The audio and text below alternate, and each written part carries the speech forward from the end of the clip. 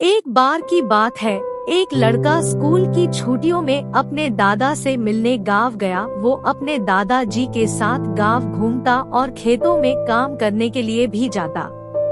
एक दिन वो लड़का अपने दादा के साथ खेत में काम करने के लिए गया हुआ था, तो दादा ने उससे शर्त लगाई कि चलो देखते हैं कि खेत की जमीन को फसल की बुवाई के लिए कौन पहले तैयार करता है।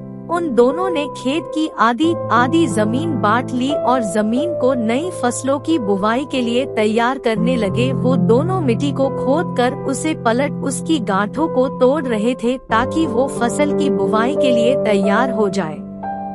दादाजी, जिनकी उम्र 65 साल की थी, वो बिना रुके और बिना किसी शिकायत के अपना काम कर रहे थे। लेकिन वो लड़का, जिसकी उम्र 17 साल थी, वो अपने काम में बहुत शिकायत कर रहा था। वो बार बार रुककर आराम कर रहा था और कह रहा था कि कितना मुश्किल काम है, लेकिन उसके दादाजी बिना रुके और बिना थके काम कर रहे थे। फिर जब शाम हुई तो लड़का देखता है कि दादाजी ने अपने हिस्से की सारी जमीन की बुवाई कर ली है और उनके हिस्से की जमीन अब फसलों की खेती के लिए तैयार है, लेकिन उसके हिस्से की जमीन में अभी आधी जमीन का भी काम पूरा नहीं हुआ था।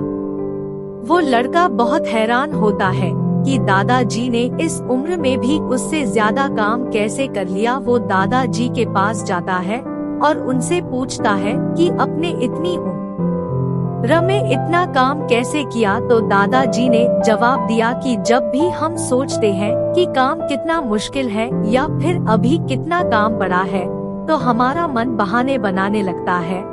इन सभी बातों के बारे में सोचना ही हमारे काम को और ज्यादा मुश्किल बना देता है। इसलिए समझदारी इसमें ही है कि हमें अपने तय किए हुए काम के बारे में ज्यादा सोचना नहीं चाहिए और उस काम को करते रहना चाहिए। सीख, इस कहानी से हमें ये सीख मिलती है, यदि हम तय किए हुए काम के बारे में ज्यादा सोचते हैं तो वो काम हमें बहुत ज्यादा कठिन लगने लगता है।